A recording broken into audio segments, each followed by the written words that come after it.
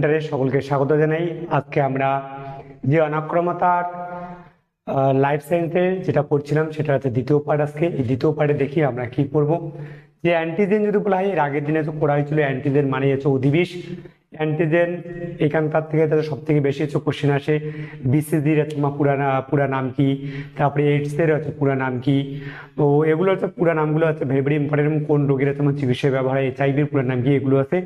এগুলো তো আমরা সেকেন্ডে তোমার চ্যাপ্টারটা করছি, এখান থেকে একটা কোশ্চেন গ্যারান্টি তোমার আসবে তোমার চাকরি পরীক্ষার ক্ষেত্রে। এবং এটা হচ্ছে অলরেডি ক্লাস 9-এর তোমার সিলেবাস আছে। 9-এর সিলেবাস যদি করো তাহলে 9 আর 10 সিলেবাস করলে একদম পুরো চাকরি পরীক্ষা কমপ্লিট হয়ে যায়। তাহলে আমরা পড়বো অ্যান্টিজেনের আণবিক গুরুত্ব কত। যদি বলা হয় অ্যান্টিজেনের আণবিক গুরুত্ব যদি বলা হয়, এখানে দেখো অ্যান্টিজেনের আণবিক গুরুত্ব দেওয়া আছে 10,000 ডাল্টন।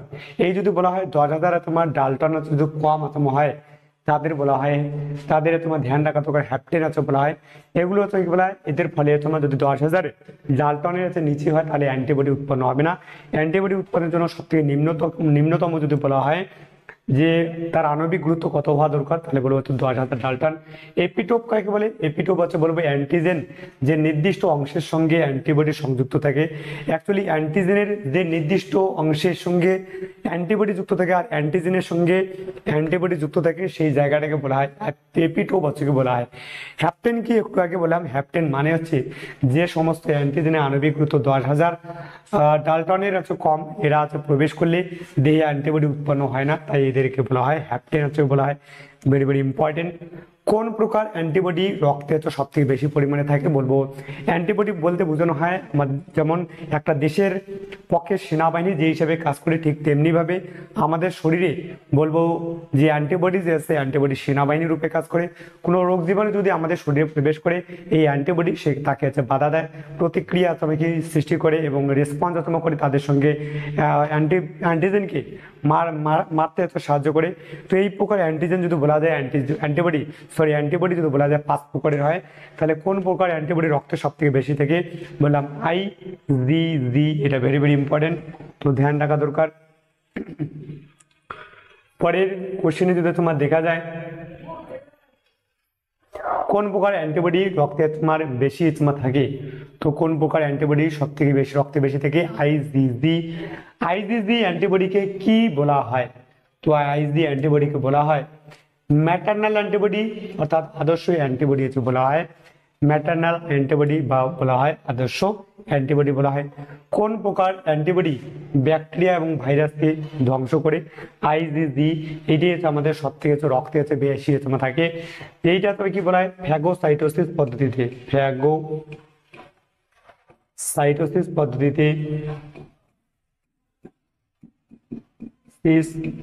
পদ্ধতিতে ধ্বংস করে, ব্যাকটেরিয়াকে ধ্বংস করে ব্যাকটেরিয়া এবং ভাইরাসকে। আইজিজি এটি রক্তের সব থেকে বেশি পরিমাণে থাকে। বললাম যে কামান্ডোর সংখ্যা যদি সব থেকে বেশি হয় তাহলে কি হবে? রোগ বলা হয় আতঙ্কবাদী যে আতঙ্কবাদের শরীরে প্রবেশ করতে পারবে না। বললাম আইজিএ অ্যান্টিবডি কোথায় পাওয়া যায়? বললাম আমাদের যদি বলা স্তনগ্রন্থির কোলেস্ট্রাম, এই কোলেস্ট্রামে পাওয়া যায়। দেখবা যে কোনো সময় যদি বলা হয় কোন একটা বাচ্চা তোমার কি পশুর বাচ্চা দিল, তো প্রথম যে দুধটা থেকে সেই দুধে কি বলা হয়? IgA তোমার অ্যান্টিবডি বেশি থেকে। সবচেয়ে বড় আকারে অ্যান্টিবডির নাম কি? IgM। তো IgM কি আমাদের অ্যান্টিবডি যেগুলো বলা হয় অ্যান্টিবডির মধ্যে সব থেকে বড় আকারের অ্যান্টিবডির নাম হচ্ছে IgM অ্যান্টিবডি, যেটা আমাদের শরীরে সব থেকে বলা হয় সব থেকে বড় অ্যান্টিবডি। পরের যদি কোশ্চেনে তোমার আসা যায়, বলছে কি কোন প্রকার অ্যান্টিবডি রক্তে সবচেয়ে কম পরিমাণে থেকে? আমরা দেখলাম IgG সব থেকে বেশি থেকে, আর সব থেকে কম থেকে IgE সব থেকে কম পরিমাণে থাকে। অ্যান্টিবডি গঠন যদি লেখা যায়, অ্যান্টিবডি বলবো ওয়াই আকৃতি বিশিষ্ট, দুইটা চেন নিয়ে গঠিত। একটা তোমার বলা হয় দুইটা ভারী চেন আর দুইটা তোমার হালকা চেন থাকে। যে অ্যান্টিবডিতে ওয়াই আকৃতি বিশিষ্ট পলিপেপটাইড যদি বলা যায়, এইরকম আকৃতির তোমার দেখতে হয় এইরকম আকৃতির হয়। এটা তোমার এইচ চেন আর তোমার বলা হয় এল চেন। বলছে অধিকাংশ অ্যান্টিবডিতে 2 জোড়া পলিপেপটাইড চেন তোমার থাকে, ধ্যান রাখা দরকার। পলিপেপটাইড তোমার চেন থাকে, এদের মধ্যে দুটি কি ভারী চেন বা তোমার এইচ চেন, এই যেখানে এইচ চেন থাকে এগুলোকে বলা হয় ভারী চেন, আর দুইটা থেকে এইরকম এটাকে বলা হালকা চেন। দুটি হালকা চেন বা এল চেন তোমার থাকে।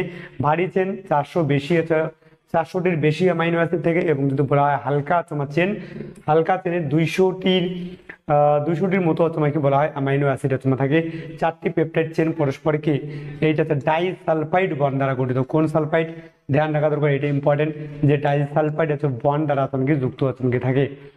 তো এটা গেলে বলে অ্যান্টিবডি যদি গঠন দেখা যায়, তাহলে অ্যান্টিবডির গঠন তুমি কি কোন ডাইপেপটাইড বন্ড দ্বারা তুমি গঠিত হয়। কোন কোন সেল বা কোষ দ্বারা সহজাত অনক্ষমতা, অনক্ষমতা দুই রকমের, একটা অর্জিত বংশের তোমার কি জন্মগ্রহণ করার পরে যে অনক্ষমতা থাকে তাকে বলা হয় সহজাত অনক্ষমতা। আর যে অনক্ষমতা বলবো জন্মের পর ভ্যাকসিন বা বিভিন্ন প্রকারের অ্যান্টিজেনের প্রভাবে উৎপন্ন হয় তাকে বলা হয় কি বলা হয় অর্জিত অনক্ষমতা। তাহলে এটাকে বলা হয় টি সেল বা কিলার সেল, যার তোমার সাহায্যে সহজাত অনক্ষমতা হয়। আর কোন প্রকার সেল বা কোষ অর্জিত অনক্ষমতার জন্য দায়ী, সেটা হচ্ছে বি সেল বা বলা হয় বি লিম্ফোসাইট। এটা পরীক্ষায় কোষে টি সেল বা কিলার সেল। টিকাকরণের গুরুত্ব, টিকাকরণ যদি বলা হয় আমাদের ছোটবেলায় যখন থাকে, ছোটবেলায় থাকলে তোমার ভ্যাকসিন তোমার দেয়, যেটাকে টিকাকরণ বলা হয়। রোগ আক্রমণ থেকে প্রতিহত করে, এটা অবশ্যই যদি বলা হয় এই যে আমরা যখন টিকাকরণ করি অর্থাৎ ভ্যাকসিন লাগাই, এর ফলে আসলে কি হয় বললাম যে রোগ আক্রমণ থেকে প্রতিহত করে। টিকাকরণের মাধ্যমে দেহে কৃত্রিম অনাক্রমতা সৃষ্টি করা যায়। যেমন করোনা ভাইরাসের সময়কালে আমাদের করোনার টিকা শরীরে প্রবেশ করানো হয়েছিল, আর এর শরীরে প্রবেশ করার ফলে কি হয়েছিল বলবো যে আমাদের কৃত্রিম অনাক্রমতার সৃষ্টি হয়েছিল। রোগ কাকে বলে, দেহের গঠনগত কার্যগত অস্বাভাবিক যা কিছু চিহ্ন বা লক্ষণ দ্বারা প্রকাশিত হয় তাকে ডিজিজ বা রোগ বলে। তো একটা যে ধ্যান রাখা দরকার, দেহের গঠনগত এবং কার্যগত অস্বাভাবিক, তোমার শরীর যদি কোনো সময়কালে যেরকম তোমার থাকার কথা, সুস্থ থাকার কথা, সেরকম সুস্থ যদি না থাকে তাকে বলবো তুমি কি বলো অবশ্যই কোনো না কোনো তোমার রোগ বা ডিজিজ তুমি কি হয়েছে। রোগের কারণ কি বলবো, দেহে রোগ জীবাণু যেমন ব্যাকটেরিয়া, ভাইরাস ইত্যাদি প্রবেশ করলে আমাদের শরীরে রোগ জীবাণু হয়। আর বেশিরভাগ ক্ষেত্রে যদি বলা যায় এই ব্যাকটেরিয়া এবং ভাইরাস, ব্যাকটেরিয়া এবং ভাইরাস এর কারণে আমাদের রোগ হচ্ছে। কখনো কখনো দেখা যায় যে খাদ্য কম মানে অপুষ্টির অভাবে তোমার রোগ হতে হয়, বিভিন্ন রকমের রোগ হয়। প্রোটিনের অভাবে যেমন কোয়াশিওর রোগ হয়, ভিটামিন সির অভাবে স্কার্বি রোগ হয়, বিভিন্ন রকমের খাদ্যের অভাবের কারণে কি রোগ হয়। আজকালকার দিনে ছেলে মেয়েদের একটা রোগ হয়ে গেছে প্রেম রোগ, যেটা কি মেয়ে নামে একটা অ্যান্টিভাইরাসের কারণে কি হয়। বললাম ডায়রিয়া রোগের প্যাথোজেনের নাম কি। ডায়রিয়া যখন হয় তো ডায়রিয়া রোগের প্যাথোজেনের নাম আছে একটা প্রোটোজোয়া গঠিত রোগ। এই রোগ জীবাণুর নাম হলো ই কোলাই, ইস্টেরিয়া কোলাই, এটা পুরো নাম যদি বলা হয় ইস্টেরিয়া কোলাই।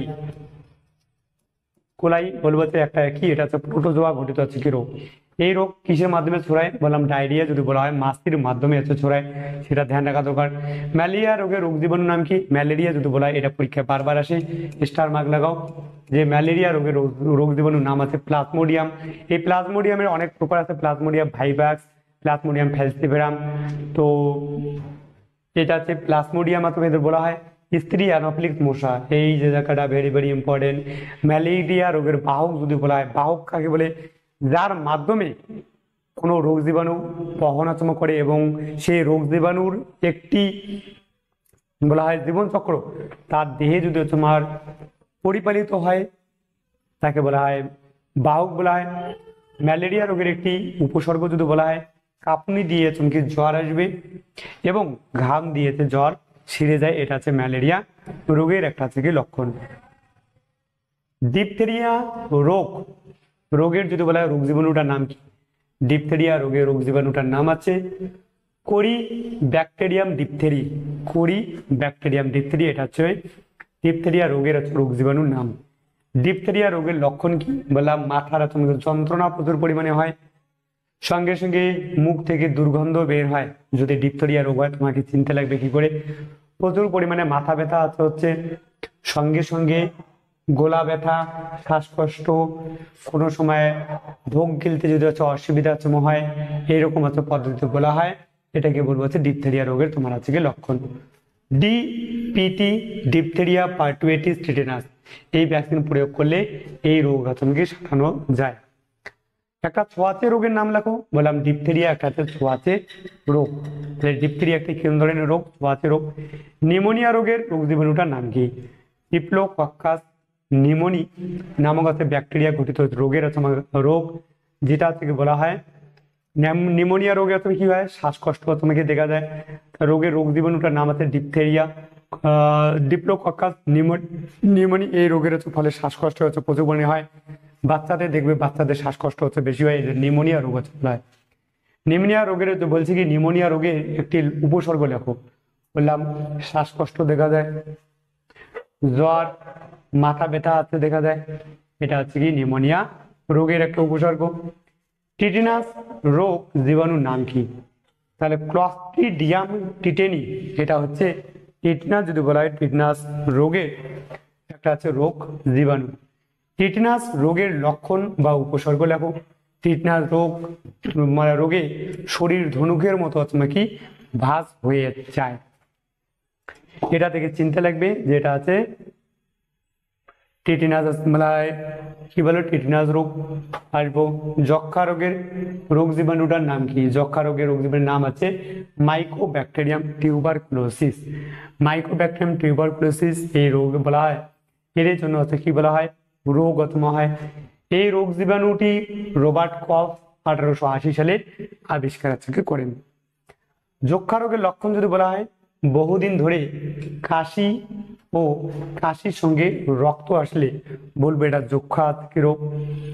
এর সঙ্গে সঙ্গে কি হয়, যাদের যক্ষা বা টিবি রোগ হয় তাদের থালে একসঙ্গে খাওয়া যায় না, তার ফলে কি হয় এই রোগ জীবাণু তোমার ছড়াতে পারে এবং রোগটা ছড়াতে পারে। সঙ্গে সঙ্গে ওজন দিন দিন ওজন তোমার কমে যাবে, দুর্বলতা দেখা দিবে। বললাম ডেঙ্গু জ্বর বা হাড় ভাঙা জ্বর, আরেকটা নাম আছে ডেঙ্গু জ্বর, আরেকটা নাম হাড় ভাঙা জ্বর। এর ভাইরাসের নাম কি? বললাম ফ্লাবি ভাইরাস এর কারণে হয়। এটা কোন ভাইরাসের কারণে? ফ্লাবি ভাইরাসের কারণে হয়। ডেঙ্গু জ্বরের একটা যদি বলা উপসর্গ যদি বলা হয়, ডেঙ্গু জ্বরের একটা উপসর্গের নাম লেখো। ডেঙ্গু জ্বরে যদি হয় তাহলে গাটে কি ব্যথা হয়, প্রচুর পরিমাণে ব্যথা হয়, মাথার যন্ত্রণা হয়। এই রোগ স্ত্রী এডিস মশা দ্বারা, যাকে বলা বাঘ মশা নামেও পরিচিত, এই এডিস মশা দ্বারা হেপাটাইটিস রোগের একটি উপসর্গ দেখবা যে হেপাটাইটিস যদি বলা হয় জন্ডিস রোগ। জন্ডিসের ফলে কি হয়? বললাম উদরে ব্যথা হয়, বমি বমি ভাব, হলুদ প্রস্রাব এরকম দেখা যায়। এটা দেখলে বাদে হেপাটাইটিস রোগ। আগে হেপাটাইটিস রোগে প্রচুর পরিমাণে মারা যেত, এখন তো জবরদস্ত ঠিক হয়ে যায়। এইডস রোগের একটা লক্ষণ, বললাম এইডস রোগে তোমার সমস্ত ইমিউনিটি পাওয়ার নষ্ট হয়ে যাবে। এই ইমিউনিটি পাওয়ার যদি নষ্ট হয়ে যায় তাহলে সমস্ত রোগ দ্বারা তুমি আক্রান্ত হবে। এই জন্য এইডস রোগে যদি বলা হয় সব থেকে বেশি এগুলো রক্তের মাধ্যমে ছড়ায়, এবং যদি কোনো কারণে পুরুষ এবং স্ত্রী যৌন মিলন ঘটায় এবং সঙ্গে সঙ্গে যদি কোনো মহিলার বা পুরুষের এই রোগটা থাকে তাহলে যৌন জননের মাধ্যমে এটা ছড়ায়। তাছাড়া ব্লেড যদি বলা হয়, ব্লেডের মাধ্যমে ছড়ায়। সব থেকে ধ্যান রাখা দরকার, এই রোগটা সব থেকে খাতরা, একবার হলে বাঁচানো সম্ভব কি নয়। এই রোগে ইমিউনিটি পাওয়ার, সাপোজ কোনো কারণে ভারতে যদি কোনো সেনাবাহিনী না থাকে তাহলে নেপাল এসেও আমাকে কেলান দিয়ে চলে যাবে, ভুটান এসে কেলান দিয়ে চলে যাবে, বাংলাদেশ এসে কেলান দিয়ে চলে যাবে, সবাই এসে মালদ্বীপ শ্রীলঙ্কা সবাই কেলান দিয়ে চলে যাবে। এই জন্য ইমিউনিটি পাওয়ার স্ট্রং থাকা দরকার। পেস্ট কাকে বলে? পেস্ট বলবো যে বলা যে সমস্ত পোকামাকড় যারা আমাদের ফসল এবং উপকারী সমস্ত প্রাণী এবং উদ্ভিদকে ক্ষতি করে তাকে বলা হয় পেস্ট বলা হয়। যেসব জীব প্রত্যক্ষ বা পরোক্ষভাবে ফসল জাতীয় উদ্ভিদ, গৃহপালিত পশু এবং পাখিদের ক্ষয়ক্ষতি করে তাদের বলা হয় পেস্ট বলা হয়। জৈবিক নিয়ন্ত্রণ কাকে বলে? বললাম যে পদ্ধতিতে পরিবেশের ক্ষতি না করে পেস্টের প্রাকৃতিক শত্রুকে কাজে লাগিয়ে, যেটা পেস্টের প্রাকৃতিক শক্তি, প্রাকৃতিক শত্রু যদি বলা হয়, যেমন পোকা মাকড়ের প্রাকৃতিক যদি শত্রু বলা হয়, তাহলে পাখি, এই পাখিগুলোর মাধ্যমে কি বলা হয়, সেই পোকা মাকড়কে খাওয়ানো হয়, ফলে পেস্টকে নষ্ট করা হয়। তো কোনো না কোনোভাবে পরিবেশের উপর ক্ষতি না করে যদি এরকম করা হয়, এটাকে বলা হয় জৈবিক নিয়ন্ত্রণ বলা হয়। একটি ব্যাকটেরিয়ার নাম লেখো যা পেস্টকে মেরে ফেলে। নাম শোনা আছে ব্যাসিলাস থুরিনজেনেসিস। এটা কি করে বলবো, রোগ জীবাণুকে, সব থেকে ব্যাকটেরিয়াকে তুমি কি করে, তাহলে ব্যাকটেরিয়া এটা এমন একটা ব্যাকটেরিয়া যে পেস্টকে ধরে এবং কি মেরে ফেলে। আর 35 নম্বর কোশ্চেনে, কোন ব্যাকটেরিয়ার দ্বারা জাপানি বিটল দমন হয়? বলবো ব্যাসিলাস প্যাপিলি। এই ব্যাসিলাস প্যাপিলির তোমাকে কারণে বলবো একটা জাপানি তুমি বলা ব্যাকটেরিয়া দ্বারা জাপানি বিটল বলবো একটা হচ্ছে পোকা, এর মাধ্যমে তোমাকে ধ্বংস হয়। 3টি অণুজীব সারের নাম লেখো। বলবো ব্যাকটেরিয়া, সায়ানোব্যাকটেরিয়া এবং মাইকোরাইজা। এরা কি সার, এরা জমিতে যদি থাকে জমির উর্বরতা শক্তি বৃদ্ধি করে। পরেরটা আসি, 2টি স্বাধীনজীবী ব্যাকটেরিয়ার নাম লেখো। বলবো অ্যাজোটোব্যাক্টার এবং ক্লস্ট্রিডিয়াম। একটি নাইট্রোজেন সংবন্ধনকারী ব্যাকটেরিয়ার নাম লেখো। বলবো একটা নাম আছে, এরা কি করে আমাদের মাটিতে মাটিতে নাইট্রোজেনের পরিমাণ বৃদ্ধি বৃদ্ধি করে জমির উর্বরতা শক্তি বাড়ায়। যদি কোশ্চেন পরীক্ষায় আসে যে কোনো না কোনোভাবে মাটির উর্বরতা শক্তি কিসের মাধ্যমে বৃদ্ধি করা যায়, তাহলে বলবো বলা হয় রাইজোবিয়াম। এটা পরীক্ষায় বারবার আসে। রাইজোবিয়াম নাইট্রোজেনের সংবন্ধনকারী একটি ব্যাকটেরিয়ার নাম যদি লেখা বলা হয়, ভেরি ভেরি ইম্পর্টেন্ট, বললাম রাইজোবিয়াম। ক্লস্ট্রিডিয়াম যদি বলা হয়, এটাও হয় যার মাধ্যমে কি হয়, বলবো যে মাটির উর্বরতা শক্তি বৃদ্ধি কি পায়। পরেরটাতে আসবো,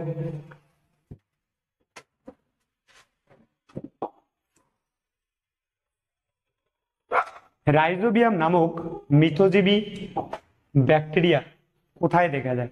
বলবো রাইজোবিয়াম নামক মিথজীবী ব্যাকটেরিয়া সিম্বি গোত্রীয় উদ্ভিদ যেমন মটর, সিম, বরবটি ইত্যাদিতে দেখা যায়। 2টি সায়ানো ব্যাকটেরিয়ার নাম বলো। বললাম 2টি সায়ানো ব্যাকটেরিয়া, একটা নাম নষ্টক আর একটা নাম অ্যানাবিনা। তো আজকে এই পর্যন্ত এই 40টা কোশ্চেন করানো হইলো। পরের দিন আমরা অন্য চ্যাপ্টারে চলে যাব। তো আজকে এই পর্যন্ত, দেখা আছে নেক্সট ভিডিওতে। Tata, bye bye.